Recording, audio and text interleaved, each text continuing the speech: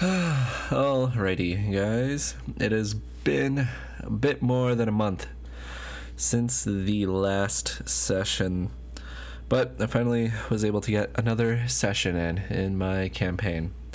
This one, I think, was generally pretty good. I'm relatively happy with how it went down. This time, I went directly from work back home and then started this session, and I've got this like horrific habit of not having like a proper sleep schedule. Like no matter whatever I do, I like cannot find any way to force myself to fall asleep before like 3 or 4 in the morning, so that when I have work in the morning, I just consign myself to a day where I realize like, okay, I know I'm only going to get 2 hours of sleep beforehand, but I'll just go out, do the thing, come back, and then just go to sleep when I get home, which is how I function through the entirety of high school, just going into class every day with 2 hours of sleep, and then coming home and then falling asleep immediately, which it definitely is not ideal or perfect, because it leads to a lot of days where you're trying to have to do stuff and you're just going through it as a zombie on autopilot mode. But who knows, maybe this is some fancy European sleep method I've accidentally stumbled onto, and maybe I can copium myself into believing that this is actually beneficial or something. But in terms of this session, has led to me being more tired than I would like to be. Normally I would be taking my nap right now when this session was happening, but I managed to power through, because the upside of that was that while at work, whenever it was slow or I didn't have to do anything, I was just sitting there writing for this session. So I had like more written for this session than I had for any other session in the past, and this is one of those sessions that having not improv still seemed to work out. Like most of the time I had this like correlation of the heavily improv sessions seemed to be more exciting, or people engaged with them better, more, and then the sessions that I had more stuff written out for were just always seemed like clunkier and slower, and people didn't enjoy them as much. Now this one I did less of a like writing out A then B then C happens or anything like that. I just wrote like, okay, here's like 5 things for the location, a couple of encounters for the players. So I just wrote like a list of like 20 something encounters that could conceivably happen, only one of which I think I ended up using of all of that stuff that I ended up writing down. But okay, here's the general premise. We had Humdu, Cletus, and Adrian. So they just hear rumors. They've discovered that they hear that in the town the fields are burning, and that their priest, Father Guimau, has been missing, and they need to find him. And I do think this has been the best intro to a session I've done, the least awkward. In the past, I always try to come up with a personal sort of vignette, like a very specific thing that each character we can pick up with them doing to give them a sort of character establishing moment. But it never ever ended up going the way I wanted to in the past when I did that. So I've since scrapped that and just asked at the beginning of this session, before everyone meets up and we find ourselves at the tavern and you guys decide what you want to do, is there anything that anyone wants to do beforehand? Which I think might have come across more as a gameplay-wise thing that I had intended. I think people interpreted that as do I want to buy potions or grappling hooks or anything before we adventure? Whereas what I meant by that was ideally, hopefully, is there any sort of plot setting character moment you want to flex on the rest of the table with your description of, which that didn't end up being the case, but whatever. It still was a lot smoother than my normal process, and especially without specifically having character walk up and explain hook to them in the game, just telling them like, okay guys, over the course of these weeks, these are the things that have been happening that your characters have like heard about. I guess this does come with the problem of like, well, why did they pick today? Why is it this very moment that they've all decided to go ahead and explore this thing that has been going on? But no one really seemed to have a problem with it. No one really brought that up as a argument or a point or whatever. So they all head out. And I should mention, Cletus is not actually here yet. He is going to be showing up late this session. So Adrian and Humdu have joint custody over his character's actions at this point in time. So we meet a new NPC, Nindalad, a high elf mage who is the father of Arwen, the lady elf, the engaged and or like fiance of Atrian. So Nindalad does seem to be like disapproving of their relationship, but since Arwen is missing, he seems more interested in just doing whatever it takes to find her. And whether or not there's like a race that is sort of happening now between Adrian and now Nindalad to see who finds Arwen first. I don't know if I think I got that point across, but maybe I could have like delivered that a bit harder or like more just directly, that like Adrian will not want Nindalad to find her first and then like take her back to the Aether Forest and return to and like force her into like this elf noble life. But yeah, so no real like no real hostilities or aggressiveness is raised during this situation. So Nindalad sort of just leaves, and sort of just now Adrian is aware of this as a thing that is going on. Okay, so they investigate the last known location of Father Guimont, and they find some tracks, and they follow the tracks, and eventually they reach a camp, like a giant war camp with massive palisades. And outside of the camp, they find like a hunting party. They kill everyone in the hunting party. They leave one alive that they take as a prisoner, and they interrogate him.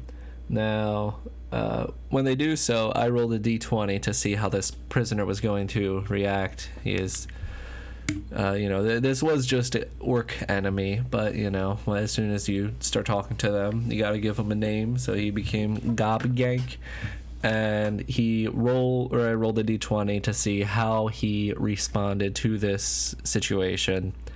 And he got a natural 1. So I have sort of decided that this means that he is the like rat bag character. Like all the other orcs like humiliate him and hate him.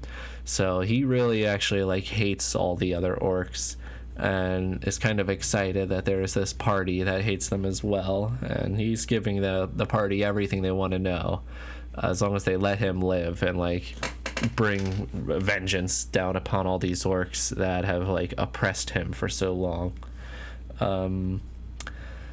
So they decide to like let Gobgank live, and then they have Gobgank set a fire out in the forest to okay. So they kill this hunting party, and then they get to the camp proper.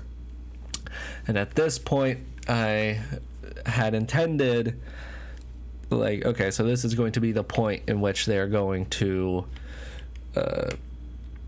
like make a plan. Now, I should say that like for basically every preceding session in this campaign, I've just had them run into dungeons because like they were all relatively low level, and I sort of needed, like, dungeons are just a convenient sort of contrived way to have people come across small encounter after small encounter after small encounter without just going to a place where 20 dudes all at once are going to rush you and just attack you instantly. But now that they've actually got, I think the lowest level of any of the three of them is level 5. So they can now actually take on like a decent amount of enemies, even just the 3 of them.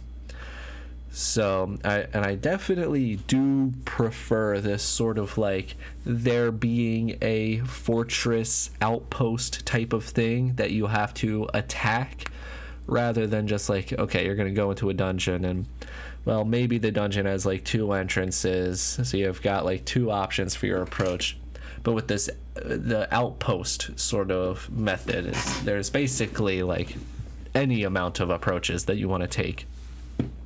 So I was kind of worried that they were going to take way too long with the planning, because now they were going to have like just so many options available to them, because all they know is like there's a big circle of walls and inside there are a whole ton of orcs, and someone inside there is the prisoner, the goal that we have to like rescue. Now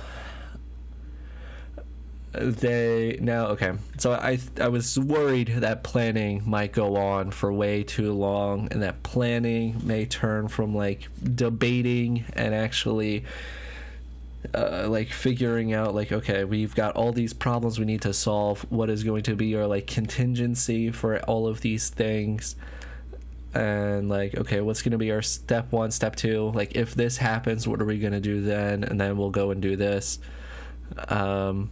But that actually, I was worried that was going to go on forever, and then that might turn into like bickering and fighting and just devolve into like an hour of nothing happening. And then like, and again, I always am slightly worried about spending too much time on planning, because like, the plans do fall apart, and then you don't want to like teach your players to not plan, because there's no point in it, because it's just going to fall apart immediately. But my players this time, they did very little planning, probably less than 5 minutes, which I was not really expecting.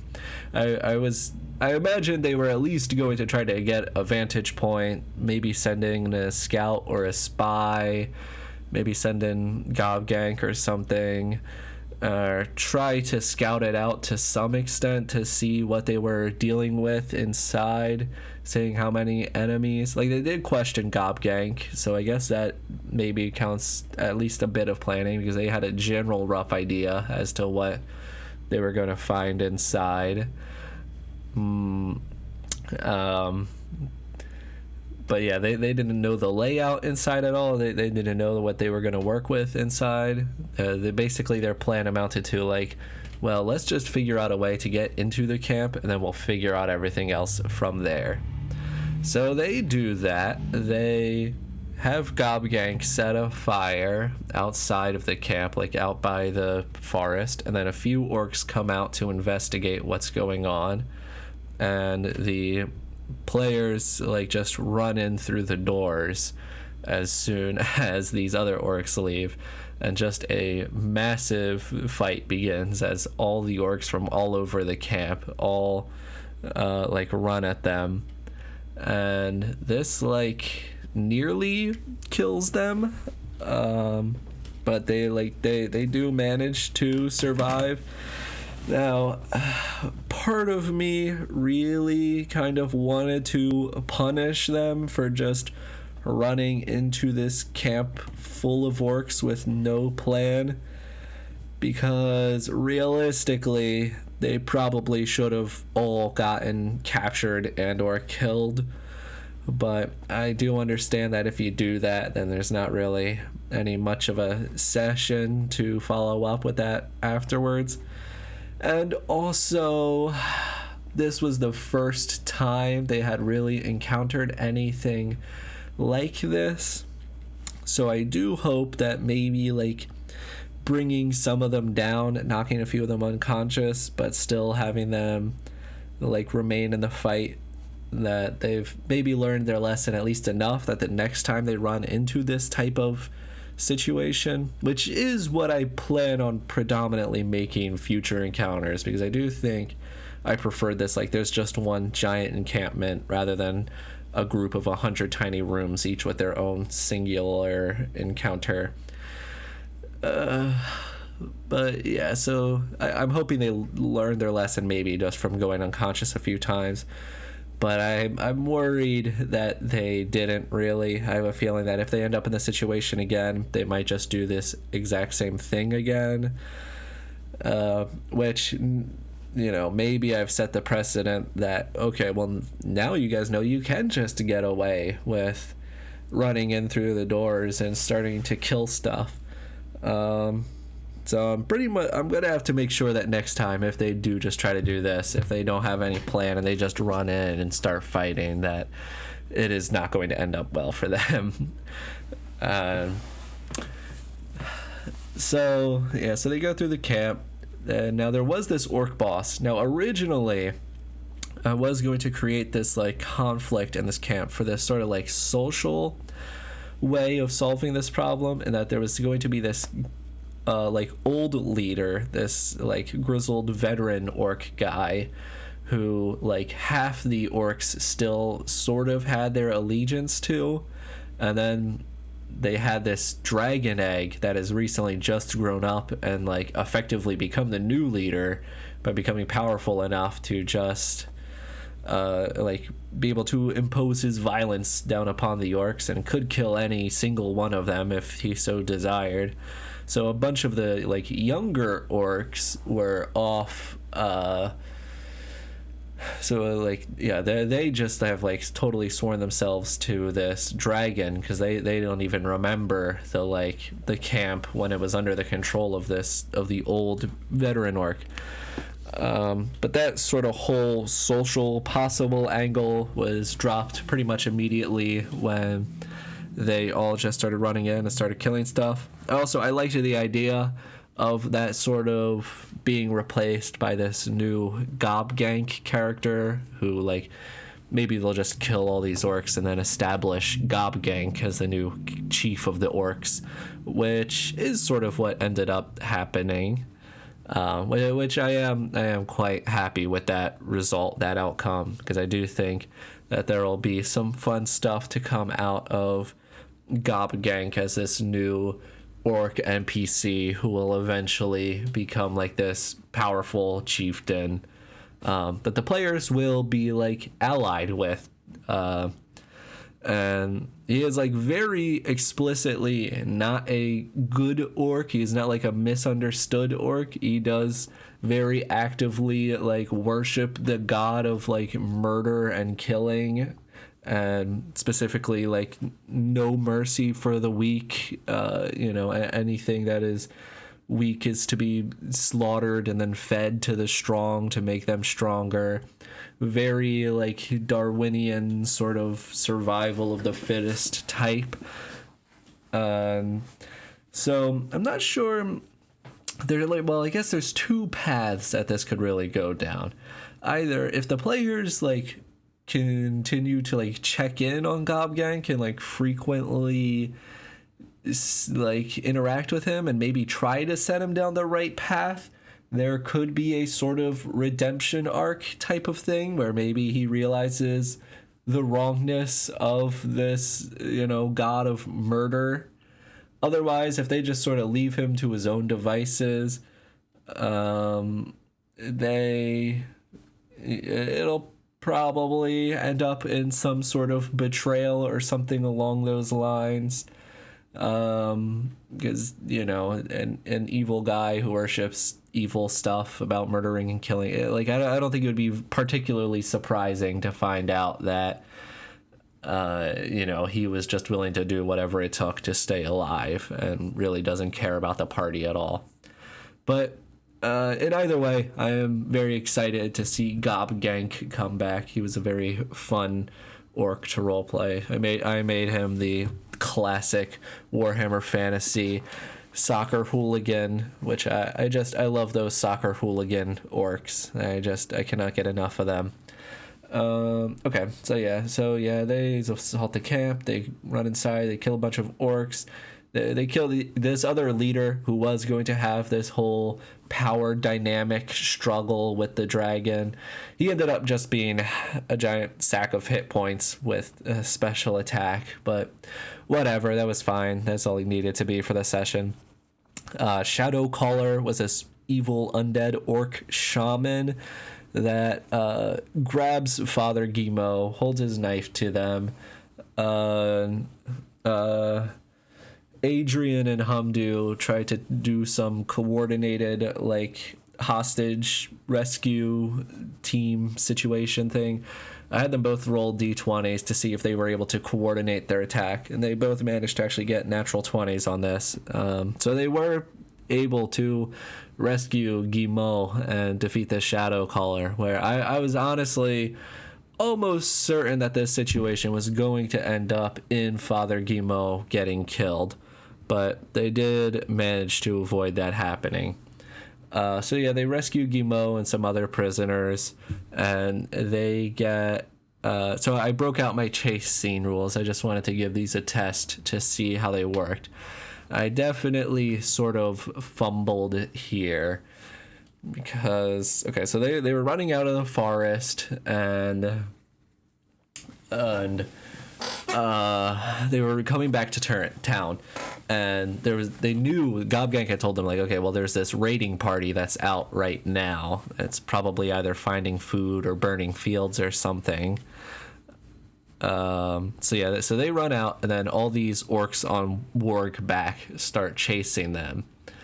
And so a couple of things I've realized with my chase rules is that one, if you do not like narrate, this thing will go back or go, it'll be done in like under a minute. Like I basically, this wasn't something I had planned. So I definitely, so basically the chase rules, basically death saves from 5e, but with like skill test challenges. I guess I wasn't 100% sure what I was going to do if they did get caught. I guess like whoever was the likely whoever failed the last test or something along those lines was just going to get caught and then be like taken prisoner, and sort of just force the other two players to come back eventually. I don't know whether or not if they did just capture one of the players, if the other two players were going to be like, no, like this is combat. Like we're not just going to let them take him as a prisoner. We're just going to fight them. I was slightly worried about that happening, but they did end up succeeding the 3 challenges. So I would say maybe in the future, I might extend this maybe first to 5 rather than first to 3 by default, because 3 just went by like very, very quickly. And I'm embarrassed that I forgot to even like narrate this, but it was just not what my mind was thinking about. It was not what was going through my head as this was going down.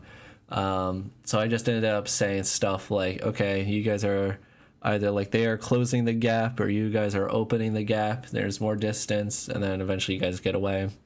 I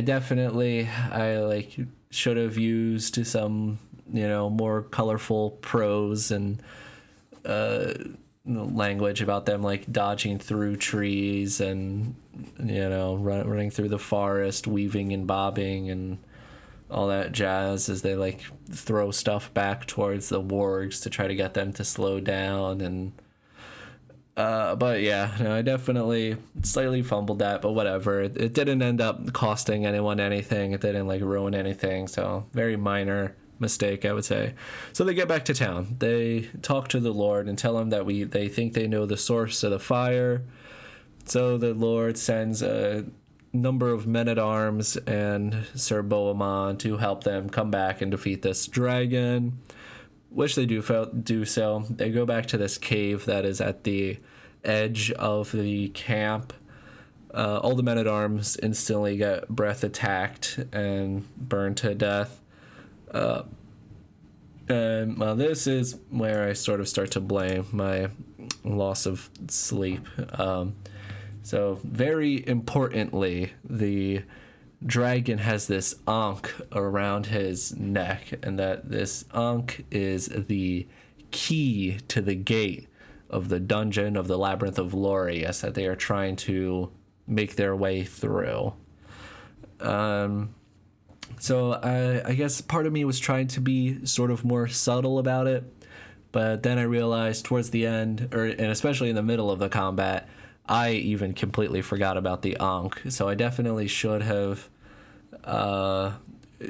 probably should have like made it more clear that this was the like main problem that they had to overcome, and that like this, they needed to find a way to take this ankh without without killing the dragon first, because they have an ankh themselves, and they know that if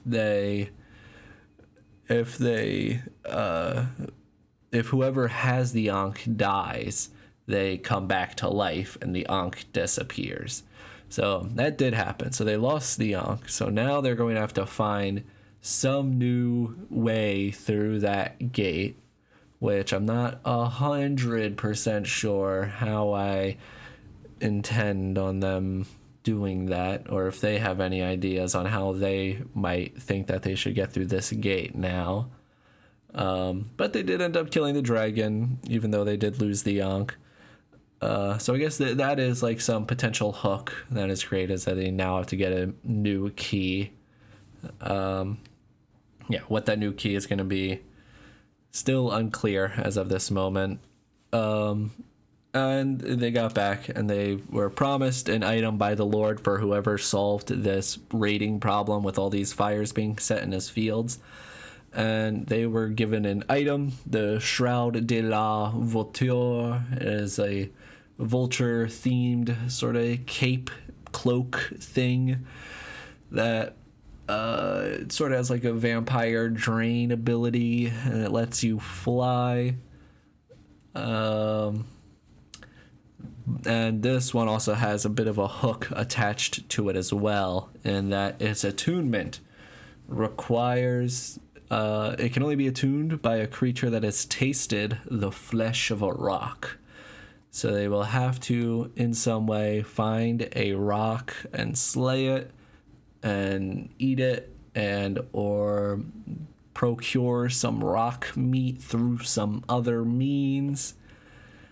So yeah, I don't know if that one landed as well as I was hoping. It seemed to like there was some general sort of disappointment from the players that I was getting back, and that it seemed like they wanted an item that they could just use right away.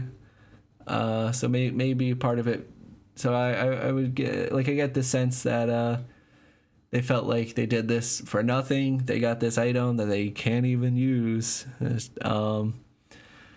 But hopefully, well, once they, and also with the rock, I feel like this is, at least my intent is that this is going to be a thing that, like, I'm not just going to give to them.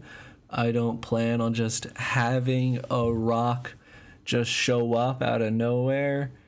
My intention is that they're like very actively going to have to go out of their way to find a rock,